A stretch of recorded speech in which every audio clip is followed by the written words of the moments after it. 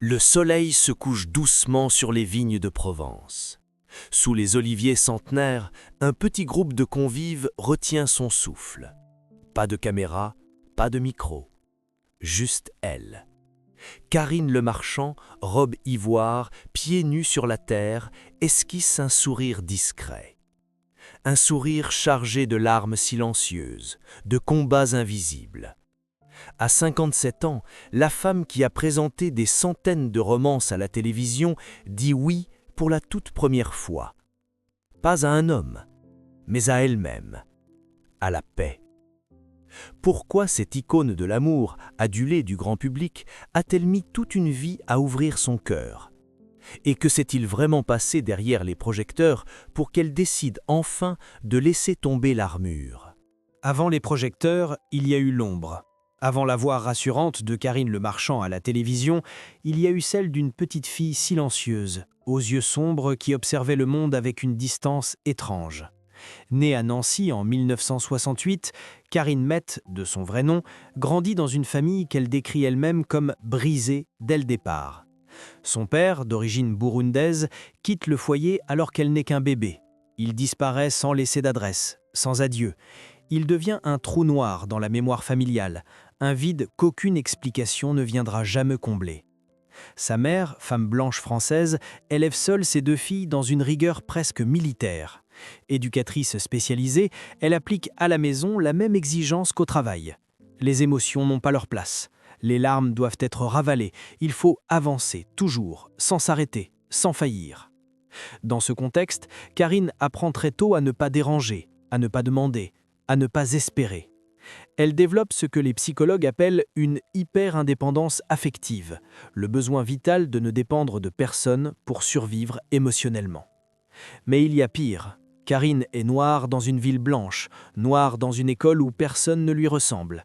Chaque jour, elle fait l'expérience du regard des autres, de l'humiliation tranquille, des blagues qui blessent mais que personne ne remarque. Elle comprend que son existence dérange. Alors elle se lisse, elle s'adapte, elle sourit, elle apprend à devenir invisible. Elle se construit une armure faite d'humour, d'ironie et surtout d'une immense distance émotionnelle. Aucune faiblesse ne doit transparaître, aucune faille. Elle ne peut pas se permettre d'être vulnérable. Adolescente, elle découvre pourtant un exutoire, sa voix. Karine chante. Bien, très bien. Elle entre au conservatoire. Puis elle devient mannequin. Le monde de l'image s'ouvre à elle. Mais même là, on lui rappelle constamment qu'elle est exotique, à part. Elle n'est jamais pleinement acceptée. Les castings sont cruels, on l'écarte sans raison, ou pire, pour de mauvaises raisons. Mais elle encaisse, elle ne dit rien. Elle a été élevée pour ne jamais se plaindre. Ce silence, elle le porte en elle comme une seconde peau. Ses premiers pas à la télévision sont modestes. Elle est chroniqueuse, voix off, animatrice de programmes oubliables. Mais elle persévère, toujours droite, toujours professionnelle, toujours souriante. C'est cette façade, parfaite, polie, impénétrable, qui deviendra sa marque de fabrique. Et pourtant, derrière cette façade, personne ne voit la petite fille qui n'a jamais guéri. Personne ne soupçonne la profondeur des blessures, l'origine du contrôle permanent. Elle est devenue experte dans l'art de cacher sa douleur, de la transformer en humour, de la diluer dans les histoires des autres. Quand elle est choisie pour présenter L'amour est dans le pré, personne ne se doute à quel point le thème de l'émission résonne violemment en elle. L'amour, elle en parle sans difficulté, pour les autres. Elle le décrypte, le soutient, le met en scène. Mais jamais elle ne s'autorise à le vivre. Les rares fois où elle mentionne sa vie privée, c'est avec détachement. Elle est mère, oui, mais on ne connaît rien du père de sa fille. On ne lui connaît aucun compagnon durable, aucune idylle médiatisée. Elle ne laisse personne entrer. C'est une règle qu'elle s'impose. Aimer, c'est risquer. Et elle ne risque plus rien. En réalité, Karine a transformé son passé en carapace. Elle s'est construite dans le refus de la dépendance, dans le rejet de la fragilité. Elle a appris à vivre seule, à se suffire, à ne jamais compter sur personne. À force de déceptions, de promesses non tenues, de douleurs non dites, elle en est venue à croire que l'amour était un luxe qu'elle ne pouvait pas se permettre, un dérangement. Et pourtant, quelque chose en elle, une voix ancienne peut-être, celle de la petite fille qu'elle a été, n'a jamais complètement abandonné l'idée qu'un jour, peut-être, elle pourrait se sentir en sécurité, qu'un jour, elle n'aurait plus à fuir. Ce jour-là, personne ne l'a vu venir. ni elle, ni son entourage, ni le public. Karine entre dans le monde de la télévision comme on entre en territoire ennemi, prudente, sur ses gardes, toujours prête à reculer d'un pas. Les débuts sont lents, fragmentés, ponctués de petits rôles dans des émissions sans éclat. Elle apprend les codes du milieu, se fait discrète, professionnelle, presque transparente. On l'appelle souvent pour son sourire, sa capacité à mettre à l'aise. Personne ne perçoit que ce sourire est un rempart, un mur érigé contre la peur d'être rejeté une fois de plus. Puis vient le tournant. En 2010, M6 lui confie la présentation de L'amour est dans le pré, une émission de télé-réalité où des agriculteurs cherchent l'amour. Le concept est simple, presque naïf, mais entre les mains de Karine, il devient autre chose. Elle ne se contente pas d'animer, elle écoute, elle ressent. Elle s'efface pour faire briller les autres. Sa voix douce, son regard bienveillant, sa capacité à ne jamais juger font d'elle une présence rare à la télévision. Le public l'adopte immédiatement. Les audiences explosent, l'émission devient un rendez-vous national. Karine, avec son humour tendre et sa retenue élégante, devient une figure centrale du paysage audiovisuel français. En quelques années, elle passe de l'ombre à la lumière. On la voit partout. Talk-show, plateau, interview, soirée de gala. Elle est celle que l'on invite pour parler d'amour, de société, de féminité. Elle incarne la femme forte, moderne, empathique. Elle devient l'amie du public, une sœur bienveillante, une confidente idéale. Mais derrière cette popularité se cache une mécanique bien huilée. Karine contrôle tout. Son image, ses mots, ses apparitions, rien n'est laissé au hasard. Elle sait que l'amour du public est conditionnel, qu'il suffit d'un faux pas pour être effacé. Alors elle se montre irréprochable, elle donne le meilleur tout en gardant l'essentiel à l'intérieur. Personne ne sait vraiment qui elle est, on la célèbre pour sa lumière, sans jamais entrevoir les ténèbres qui l'habitent. Et pourtant, à mesure que les projecteurs deviennent plus intenses, une question commence à se poser. Pourquoi celle qui parle si bien d'amour semble-t-elle toujours si seule ? Plus les années passent, plus Karine Le Marchand devient indispensable. Elle traverse les chaînes, les formats, les époques, avec une élégance tranquille qui inspire confiance. Elle anime des émissions sur le surpoids, la parentalité, le handicap, des sujets sensibles, humains, complexes. Et chaque fois, elle écoute, elle apaise, elle guide sans juger. Elle devient un miroir dans lequel les Français aiment se regarder. Elle est la preuve qu'on peut réussir sans renier sa douceur. Mais une chose ne change jamais, Karine est seule. Dans les interviews, les journalistes évitent la question par respect ou par peur de franchir une ligne, mais parfois la curiosité perce. « Et vous, Karine, le grand amour ?» Alors elle rit, une pirouette verbale, une phrase toute faite. « Je suis bien comme je suis. » Et l'on passe à autre chose, toujours. Ce silence pourtant devient de plus en plus assourdissant. Pas de compagnons connus, pas de main tenue en public, pas de photos volées par les paparazzis, une invisibilité sentimentale presque trop parfaite pour être vraie. Certains y voient une stratégie de communication, d'autres un choix féministe, mais les plus attentifs perçoivent autre chose, une forme de peur, de retrait, comme si Karine savait au fond d'elle qu'elle n'aurait pas droit à une deuxième trahison, pas après ce qu'elle a vécu enfant, pas après l'abandon, les silences, les non-dits. À la télévision, elle incarne l'amour simple, sincère, celui des gens vrais. Dans la vie, elle se barricade, elle organise les élans des autres tout en refusant les siens. Elle aide les cœurs blessés tout en laissant le sien en quarantaine. Elle est en quelque sorte l'architecte d'un bonheur dont elle ne goûte jamais la substance, une magicienne du lien mais sans destinataire. Et pendant ce temps-là, personne ne pose la vraie question. Combien de temps une femme peut-elle parler d'amour sans y croire pour elle-même ? Il aura fallu attendre plus d'une décennie pour que les premières failles apparaissent dans le vernis impeccable de Karine Le Marchand. Non pas des scandales tapageurs ni des polémiques éclatantes, non. Ce qui transparaît, c'est plus subtil, plus insidieux. Des silences trop longs, des regards fuyants, des phrases tranchantes qui percent parfois à travers le ton habituellement mesuré. Tout commence lors d'une interview en 2018. On l'interroge sur le célibat. Elle répond sans détour « L'amour, c'est surfait. Je préfère ma liberté. » Le public rit, applaudit, mais une tension flotte dans l'air. Était-ce une boutade ou une vérité jetée crûment par lassitude? À plusieurs reprises, elle répétera des propos similaires dans d'autres émissions. « Je n'ai pas besoin de l'amour pour être heureuse. À quoi bon se mettre en couple si c'est pour finir trahi ?» Des phrases qu'on interprète au départ comme le manifeste d'une femme forte, libre, émancipée, mais qui, rétrospectivement, sonnent comme des cris étouffés. Dans les coulisses de la télévision, on chuchote que Karine est difficile à approcher, froide, hyper contrôlante. Un producteur confie sous anonymat qu'elle refuse toute intrusion dans sa vie privée, même minimale. Elle exige que son maquillage soit fait en silence. Elle lit tous les scripts des candidats avant de tourner. Elle fait effacer les images qu'elle juge trop personnelles. Un perfectionnisme? Peut-être, mais aussi peut-être la peur panique que quelque chose d'intime lui échappe. À cette époque, une rumeur circule. Un homme politique, ancien ministre, aurait été brièvement lié à elle. Rien d'officiel. Aucun cliché, aucun commentaire.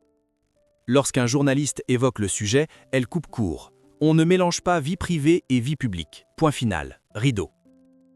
Mais derrière cette volonté féroce de cloisonner, quelque chose s'effrite. En 2019, lors d'un tournage, Karine s'effondre en larmes hors caméra après une scène particulièrement touchante entre deux agriculteurs. Une assistante se souvient, elle a murmuré « Pourquoi eux et pas moi ?» Puis, comme prise en faute, elle s'est redressée, a séché ses larmes et a repris le tournage comme si de rien n'était. Ce moment n'est pas isolé. Des techniciens racontent qu'elle devient de plus en plus émotive en plateau, qu'elle coupe parfois les interviews pour sortir prendre l'air, qu'elle ne supporte plus certaines confidences sur l'abandon, le rejet, la peur d'aimer. Comme si chaque histoire d'amour réveillait en elle une douleur ancienne, jamais vraiment endormie. À mesure que le temps passe, ce qui était un personnage bienveillant devient une armure trop lourde à porter. Karine semble fatiguée, fragile, malgré les sourires. Et une question commence à hanter les plus attentifs. Et si Karine Le Marchand, l'ambassadrice de l'amour, n'avait jamais cru en l'amour pour elle-même?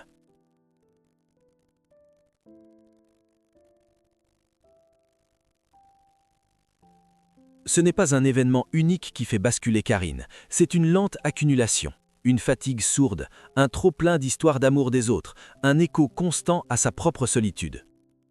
Peu à peu, elle commence à changer de ton dans les médias, moins de certitude, plus de doute, moins de formules toutes faites, plus de silence. Dans un épisode marquant d'Une ambition intime, une émission qu'elle produit et présente, elle reçoit une femme politique très en vue. À la fin de l'entretien, celle-ci la retourne la question. « Et vous, Karine, qu'est-ce que vous cachez si bien ?» Elle sourit, détourne les yeux, puis murmure presque « J'ai appris à vivre sans, mais parfois c'est épuisant. » Cette confession fugace, noyée dans le montage, passe presque inaperçue.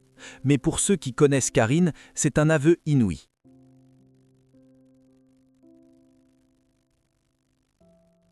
Parallèlement, elle commence à s'intéresser publiquement à des sujets plus intimes, plus fragiles, la thérapie, les traumas d'enfance, les mécanismes de défense. Elle évoque dans plusieurs interviews ses lectures de psychologie, ses séances de développement personnel. Elle parle de résilience, de pardon, mais toujours à la troisième personne, jamais en je. Elle n'est pas encore prête. Puis survient la pandémie. Le monde entier se referme sur lui-même, et Karine aussi. Confinée, isolée, loin des plateaux, elle se retrouve face à elle-même. Pour la première fois depuis des années, plus de script, plus de caméra, plus de rôle à jouer. Juste elle et ses silences. Elle confie à un proche « J'ai toujours été seule, mais je n'avais jamais eu à l'affronter aussi frontalement. »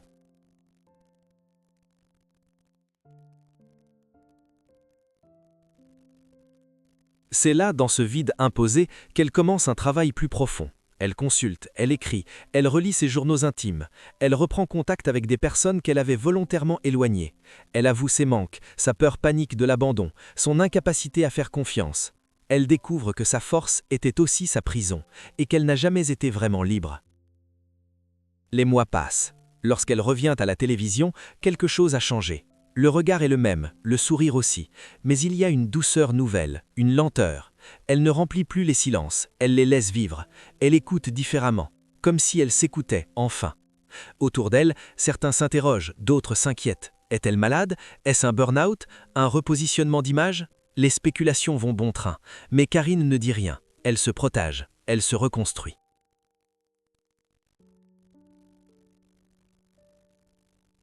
Et puis, un jour, discrètement, sans annonce, elle disparaît quelques semaines. Aucune explication officielle, juste une absence. Ce que personne ne sait, c'est qu'à ce moment-là, elle vient de faire une rencontre. Pas un coup de foudre, pas une histoire passionnelle, une présence, une voix calme, un homme loin des caméras, loin du bruit. Un homme qui ne la connaissait pas pour ce qu'elle représentait, mais pour ce qu'elle était, quand elle se taisait.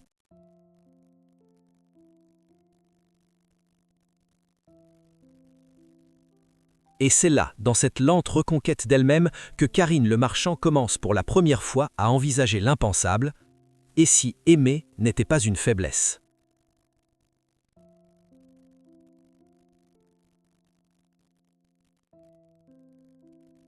Personne ne l'a vu venir.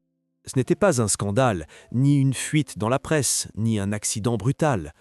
La chute de Karine Le Marchand n'a pas fait de bruit. Elle s'est produite à huis clos, loin des plateaux, loin du public qui la croyait inébranlable. C'était en plein été. Les tournages s'étaient terminés, la maison de production lui avait proposé une pause bien méritée. Officiellement, tout allait bien. Officieusement, Karine ne dormait plus. Depuis des mois, l'insomnie la rongeait. Chaque nuit, elle se réveillait avec le cœur battant, hantée par une sensation de vide qu'aucun succès n'arrivait plus à combler. Elle avait beau remplir ses journées de projets, de lectures, de visages aimables, le soir, elle s'effondrait. Ce qu'elle n'avait jamais appris à faire, c'était demander de l'aide. Alors elle a continué à feindre, à sourire, à poster sur Instagram des photos apaisantes, des citations inspirantes. Mais à l'intérieur, quelque chose se désagrégeait. Un matin, en se regardant dans le miroir, elle n'a plus reconnu son propre reflet. Le visage était le sien, mais les yeux étaient vides. C'était comme si elle n'existait plus que pour les autres, comme si elle n'était devenue qu'un rôle parmi tant d'autres. Elle a annulé plusieurs rendez-vous. Elle ne répondait plus à certains appels. Elle se refermait, encore une fois. Mais cette fois-ci, la forteresse qu'elle avait bâtie toute sa vie ne la protégeait plus. Elle l'étouffait. Elle en était prisonnière. Un soir, seule dans sa maison en région parisienne, elle a ressenti un vertige, une pression dans la poitrine, une panique soudaine. Elle a cru mourir. Les urgences ont parlé de crise de surmenage aigu. Rien de grave, ont-ils dit. Du repos, un peu de calme, tout ira bien. Mais Karine, elle, savait. Ce n'était pas physique, c'était l'âme qui criait. Et ce cri, elle ne pouvait plus l'ignorer. C'est là, à ce moment précis, qu'elle a compris qu'elle touchait le fond. Que le modèle qu'elle incarnait depuis toujours, la femme forte, indépendante, invincible, l'avait menée à l'épuisement. Et qu'il était peut-être temps de tout déconstruire. Après cette nuit aux urgences, Karine ne reprend pas le cours de sa vie comme avant. Quelque chose s'est fissuré, irréversiblement. Les jours suivants, elle parle peu, elle marche longtemps, sans but, comme pour apprivoiser un corps devenu étranger. Elle réalise que la fatigue n'est pas nouvelle, qu'elle l'accompagnait depuis des années. Simplement, elle l'avait rendue muette, dissoute dans le travail, maquillée par l'efficacité. Elle commence alors à dire non. Non aux invitations mondaines, non aux plateaux supplémentaires, non aux projets qui ne la nourrissent plus. Pour la première fois, elle accepte l'idée qu'être absente n'est pas une faute, qu'on peut se retirer sans disparaître. Cette décision, minuscule en apparence, déclenche une onde de choc intérieur. La femme qui avait bâti sa survie sur le contrôle accepte enfin de lâcher prise. C'est dans cet espace dégagé, fragile, instable, que la rencontre a lieu. Rien de spectaculaire, pas de scénario romanesque, un dîner chez des amis communs, une conversation qui s'étire, un silence confortable. L'homme ne pose pas de questions sur la télévision, il ne parle pas d'audience ni d'image, il écoute, simplement. Et Karine, surprise, ne ressent pas le besoin de performer. Elle ne raconte pas, elle n'explique pas, elle est là. Les semaines passent, ils se revoient, lentement, sans promesse, sans déclaration. Elle observe en elle des réflexes anciens, la tentation de fuir, la peur de dépendre, l'envie de reprendre le contrôle. Mais quelque chose a changé. Elle ne se juge plus. Elle accepte ses peurs comme des signaux, non comme des interdictions. Pour la première fois, elle reste. Un soir, elle confie, presque à voix basse, « J'ai toujours cru que l'amour me coûterait trop cher. » Il répond simplement, « Alors, on ira doucement. » Cette phrase, banale en apparence, agit comme une clé. Karine comprend que l'amour n'a pas besoin d'être une épreuve, qu'il peut être un lieu sûr, un espace sans négociation permanente. Elle continue la thérapie, elle écrit, Elle relit son histoire avec un regard neuf. L'abandon du père, la dureté apprise, la solitude érigée en vertu. Elle ne cherche plus de coupable, elle cherche la paix. Et cette paix commence par une décision intime, ne plus se punir d'avoir voulu aimer. Ce n'est pas une renaissance spectaculaire, c'est une reconstruction patiente, une rééducation du cœur. Karine ne s'exhibe pas, elle protège ce lien naissant avec la même ferveur qu'elle protégeait autrefois sa solitude. Mais la nature de la protection a changé. Elle ne sert plus à exclure, elle sert à préserver. À ce moment-là, sans l'annoncer, sans le proclamer, Karine Le Marchand cesse de fuir. Et pour la première fois, elle accepte l'idée que le bonheur puisse être simple, durable, silencieux. Il n'y a pas eu de grande annonce, pas de conférence de presse, pas de photos exclusives vendues à un magazine. La vérité de Karine Le Marchand n'est pas sortie dans le bruit. Elle s'est déposée doucement, presque timidement, dans quelques phrases lâchées au détour d'une interview, dans un regard qui s'attarde, dans un silence qui ne cherche plus à se cacher. Lorsqu'on lui demande, pour la première fois, pourquoi elle a accepté de se marier, elle ne répond pas immédiatement. Elle respire, longtemps. Puis elle dit « Parce que j'ai cessé d'avoir peur ». Ce n'est pas une phrase de conte de fées, ce n'est pas une déclaration romantique, c'est une confession, presque clinique. Elle explique qu'elle a longtemps cru que l'amour était une menace, un terrain miné où l'on finit toujours par perdre quelque chose. Elle a cru que l'indépendance était une forteresse, que la solitude était une preuve de force. Elle se trompait. Dans un entretien plus intime, elle va plus loin. Elle parle de l'enfant qu'elle a été, de l'abandon initial, jamais réparé, de cette conviction sourde qu'aiment ceux qui partent et que restent ceux qui se taisent.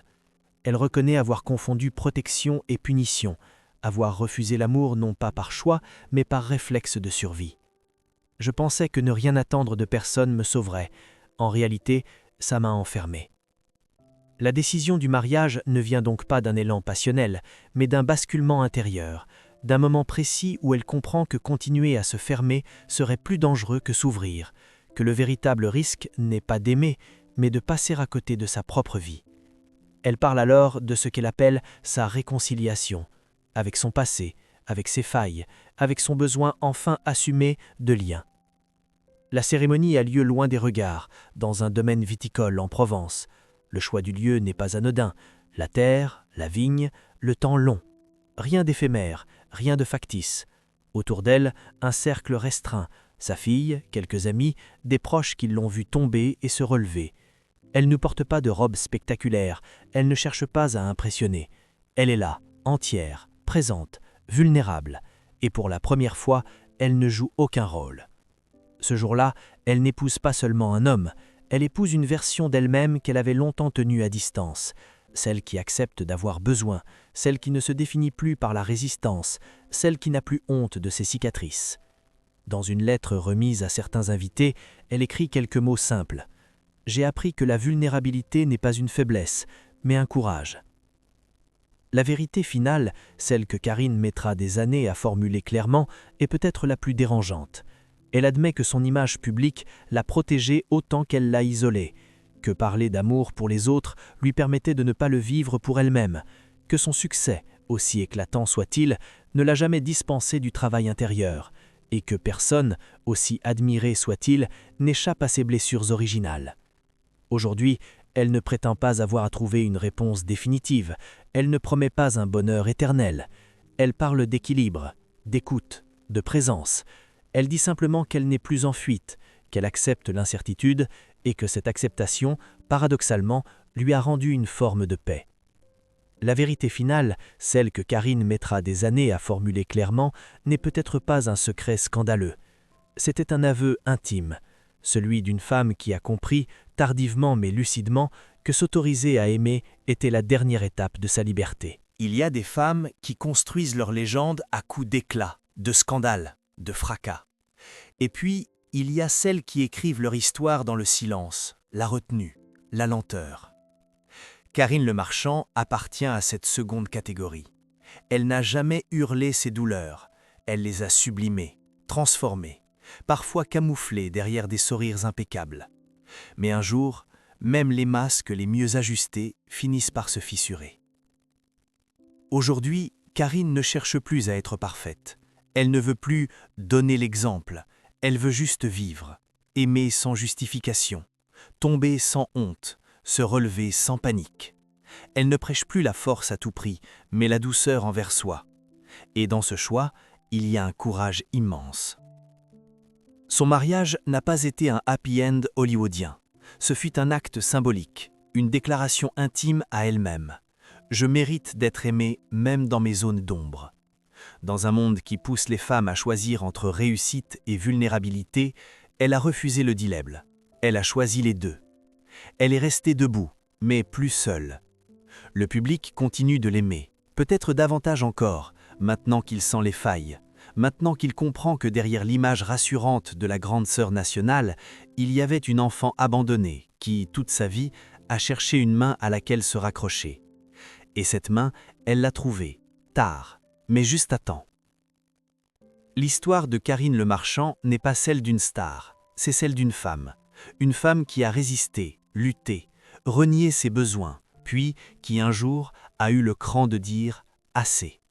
Assez de solitude choisie par peur, assez de maîtrise émotionnelle, assez de distance. Elle a ouvert la porte, elle a laissé entrer la lumière. Et si cette lumière n'est pas éternelle, elle est là, maintenant. Elle éclaire, elle apaise, elle suffit. Alors, une question demeure, une seule. Et si le vrai bonheur n'était pas d'être aimé, mais d'oser enfin se laisser aimer ?